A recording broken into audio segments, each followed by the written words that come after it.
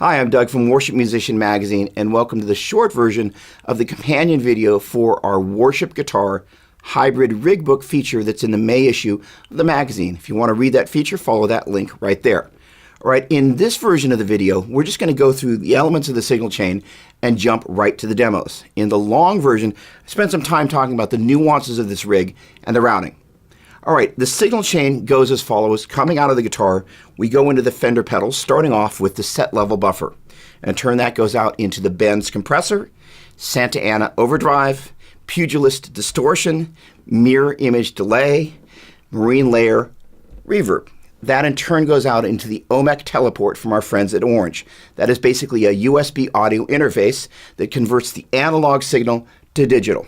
That in turn goes into the computer here where I'm running Pro Tools. This guy comes bundled with IK Multimedia's Amplitude CS Orange Edition. And that's where I'm getting the AD30 model as well as the OR120 model. The AD30 is panned to your left, the OR120 is panned to your right. I'm also running a stereo delay. On the left-hand side, you're going to hear dotted eighth notes. On the right-hand side, you're going to hear quarter notes, and I'm also running a stereo reverb. All right, coming out of there, we're heading back into the teleport where the signal is converted back from digital to analog. I'm using 2 quarter-inch cables running into the Line 6 power caps, and those are running the greenback model. That is to say, they're modeling the Celestion greenbacks back there because I think that's the perfect fit for these Orange amps. Out of the back of those guys, there's XLR jacks that when you use them to run into Pro Tools or a PA, it adds mic emulation. So those guys are providing speaker emulation and mic emulation that you're hearing through my other Pro Tools rig. All right, there's one other thing that's happening here that I want to tell you about. Right here, we've got an application called MIDI Guitar 2, which basically, thanks to the teleport, allows us to use the guitar as a MIDI controller. And through MIDI and USB, we're able to integrate my GR20 guitar synthesizer, but not having to use a GK pickup. And in one of the demos, you're going to hear the ethereal sound of clean guitar with a bunch of effects, but then also strings layered on top of it. Very cool. All right, with that said, let's get to the demos.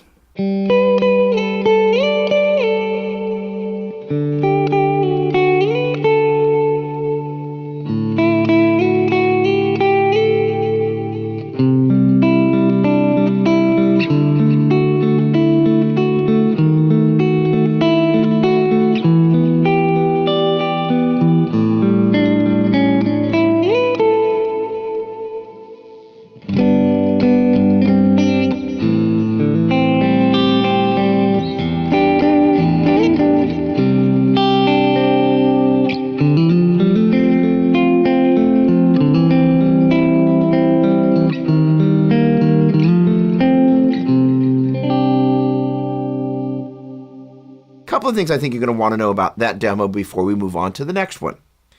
First of all, I love this guitar, but it is really bright.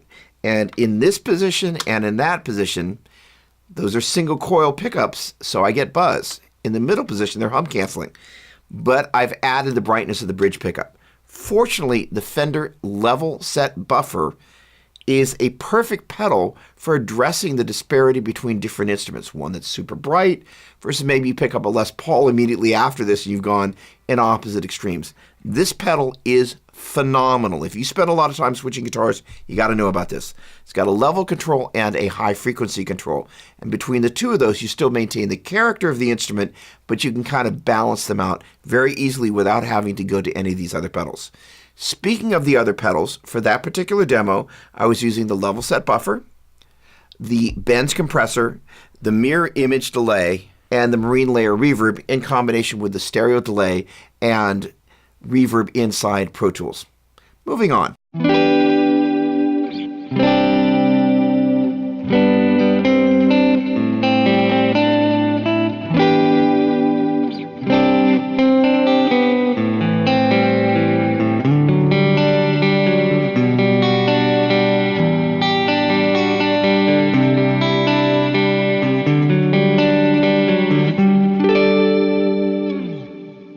So for that one, I was using the Gretsch in the neck position.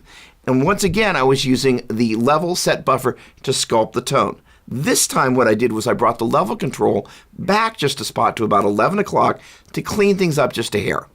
The high frequency control was set at high noon, and I was again using the mirror image delay and the marine layer reverb, but none of the time-based effects in Pro Tools.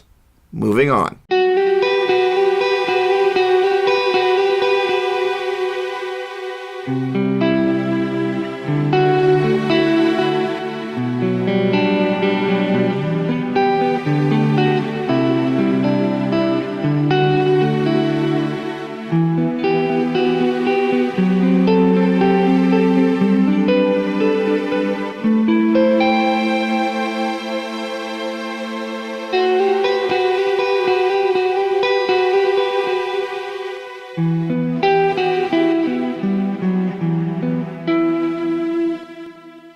So that one obviously added the strings via the GR20.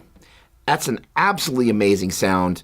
And in addition to the GR20 for the strings, I had pretty much everything else on except for the Santa Ana overdrive and the Pugilist distortion. Generally speaking, a clean guitar blended with the strings will work a little bit better for that type of ethereal sound. Now, a couple of things to keep in mind in terms of the performance of that. Generally speaking, I find this thing responds to whatever I hit hardest, that is to say, with the most velocity. So what I'm trying to do is hit the bass note a little bit harder than I hit the treble notes. That is to say, if you thought about like a piano bass note, and then as I play the melody, I'm playing the melody a little bit softer, so that way the strings are tracking this more than they're tracking the right hand. You can still hear them moving around with the right hand, but I try and keep them out of the way of the melody because of the way they kind of start and stop with the sustain. All right, one other very important thing. I'm using the teleport here in combination with the laptop and the GR20. But you could do something very similar using an iPad or an iPhone or an Android.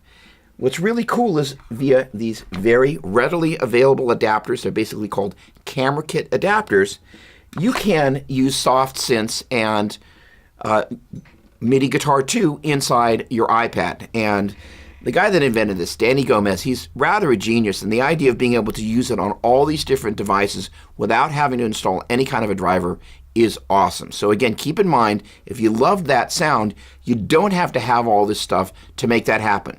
You could use MIDI Guitar 2 and some sort of soft synth with a string patch on an iPad, and boom, you'd be ready to rock. All right, let's get to the next demo.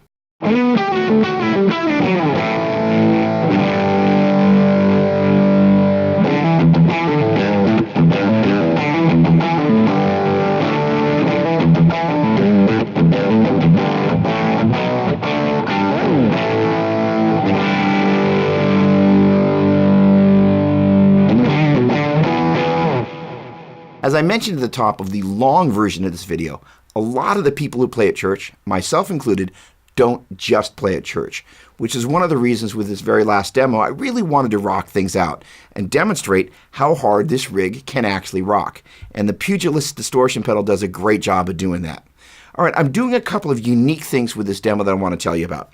First of all, the level set buffer, I've got the level at 2 o'clock, which is the hottest I've run it, so I can get a little extra juice running through the signal chain. The high frequency control, just set at high noon.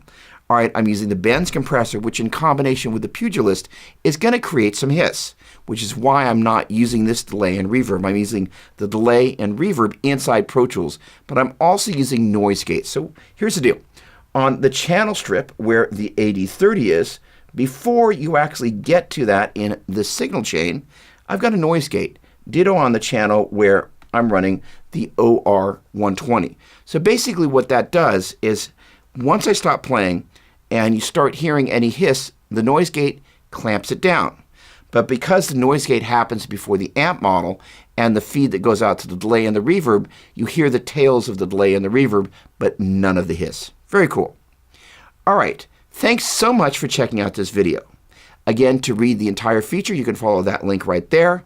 Please subscribe to our YouTube channel. Thanks again for watching. Cheers.